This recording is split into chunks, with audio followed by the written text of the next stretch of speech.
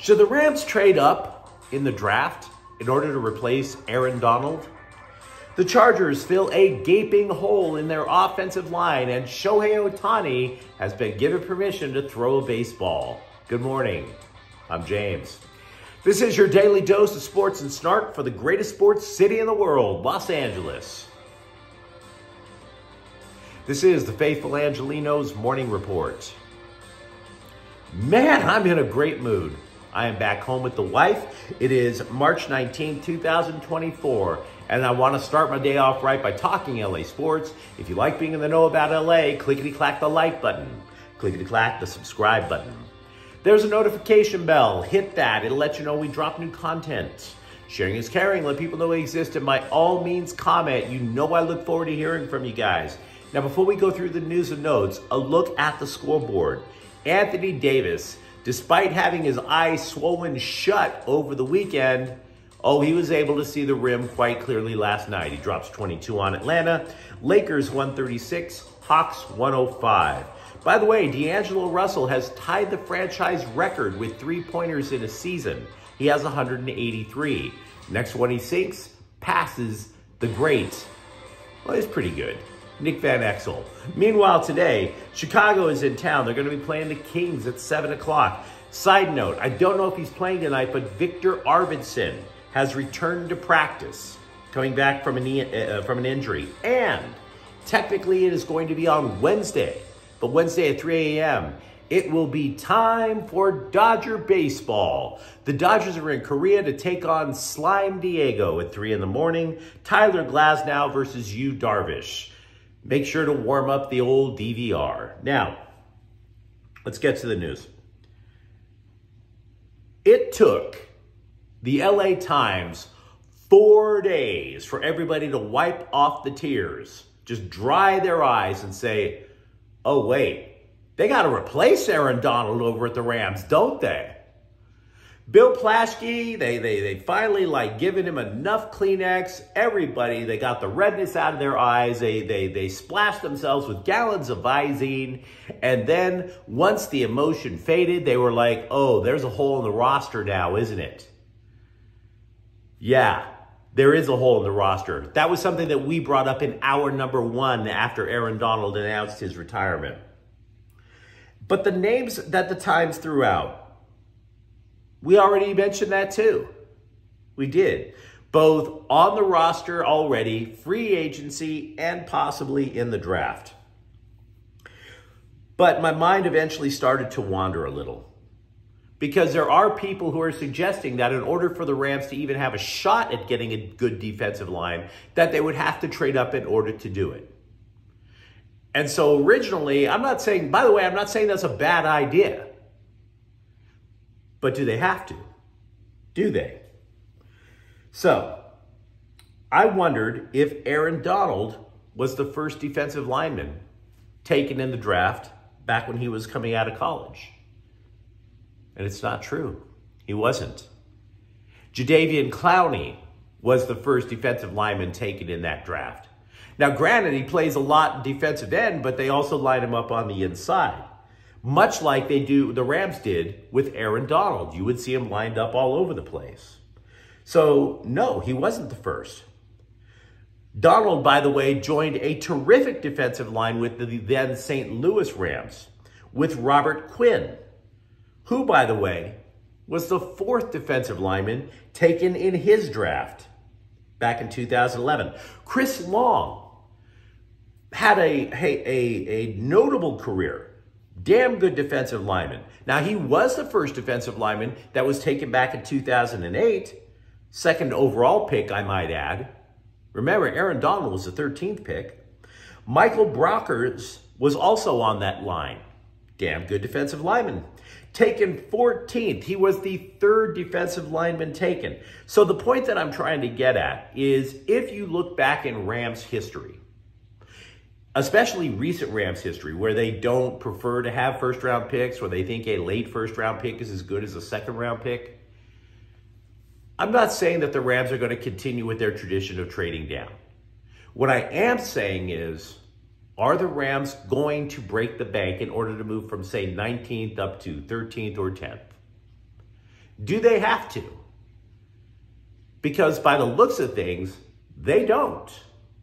If you look at most mock drafts, there are probably 2 defensive tackles that should be taken in the first round. And again, the NFL draft this year is offense heavy at the top of the first round. Quarterbacks, wide receivers, tackles, offensive tackles, I should say.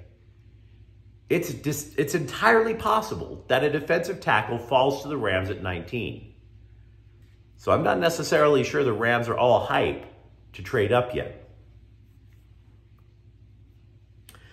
Wide receiver and former Ram Odell Beckham Jr. wrote a farewell note to the Baltimore Ravens and their fans. And I bring this up because it's an improvement in terms of decorum compared to how he left the Rams, right? Because he left the Rams by crashing Sean McVay's wedding and asking for his old job back. That is not exactly the classiest of moves. The guy didn't even look up the registry to see what Mrs. McVay would want, like a gravy boat or something like that. No. Just put on your best velvet tux and just show up and bring your resume. So, for whatever reason, Beckham, at least this time, decided to do the formal route, or at least formal in terms of Odell Beckham. So, was this note written with the eloquence that you would expect from a graduate of LSU? You tell me. Swear on everything I appreciate the flock more than y'all could ever imagine. Swear. S-W-E-A. Did everything I could wit the opportunities I had. Wit. W-I-T. Thank you for the vibes, spelled with a Z. And I got to tell you, there were also a few F-bombs thrown in. Now, I don't want to judge Odell Beckham Jr. too harshly, but I'm assuming somebody at least said, hey, stop crashing weddings to try to think that that's going to boost your career. So, baby steps for Odell Beckham Jr. Baby steps. Totally appreciate what you did with the Rams.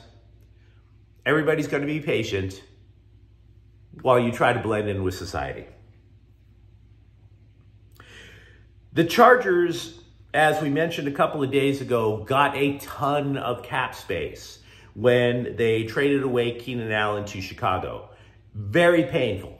I get it if you're a Chargers fan and if you're still wandering around with a million-mile stare, wondering what the hell happened, I hear you loud and clear. But the Chargers had holes to fill. And tough decisions have to be made. So the Chargers have utilized this cap space by perhaps filling its most urgent need. They signed center Bradley Bozeman away from Carolina. Recall, Corey Linsley is likely to retire due to health issues. The Bolts last year ended the season with a third stringer at center. So you could literally argue that the entire offensive line just straight up took a dive when Linsley was sidelined with a heart issue.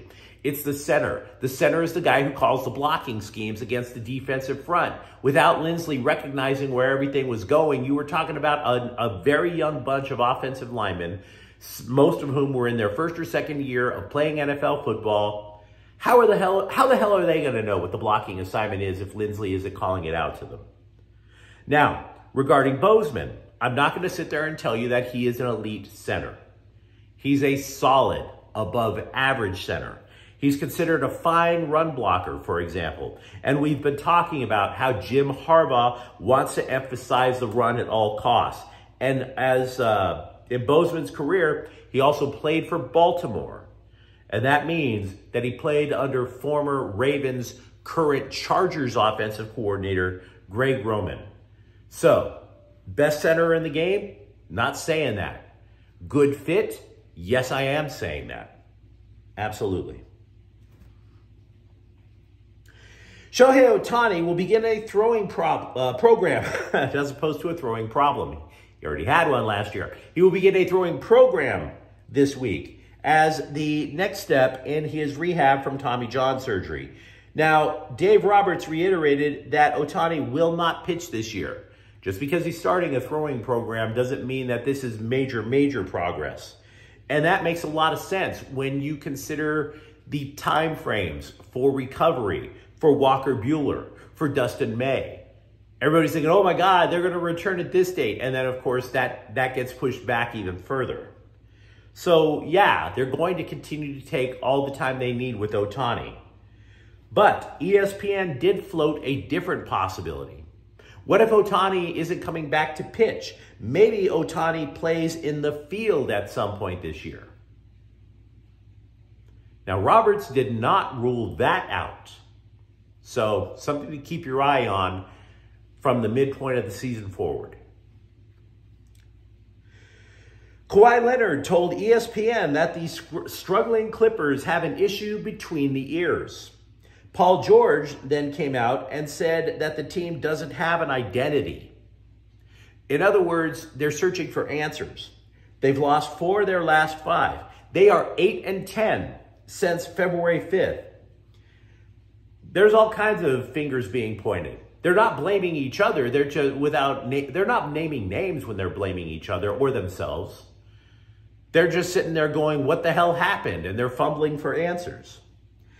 Here is something that might sound a little odd to you, but in terms of what are the Clippers' identity, is it possible that the Clippers' identity is not Kawhi Leonard?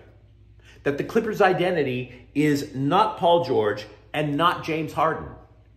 But is the Clippers' identity Russell Westbrook, of all people?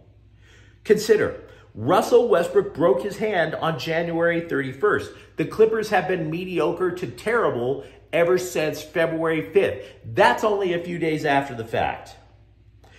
Now, Leonard admitted that Westbrook, quote, comes in with energy and a fast pace. We definitely miss him, unquote. George, for his part, says that the team is playing like it's waiting to hit a switch. Is it possible that Russell Westbrook's infectious attitude, remember, all the teams that he played for, yes, he's bounced around the league, but all the teams that he played for had a number of players who absolutely loved him. There were a number of players on the Lakers, and he was terrible with the Lakers. But there were a number of players on that roster who absolutely adored Russell Westbrook. Is it possible, just possible, that hitting the switch is getting Westbrook back on the court? That the identity flows from Russell Westbrook being a glue guy off the bench now, as opposed to an MVP candidate?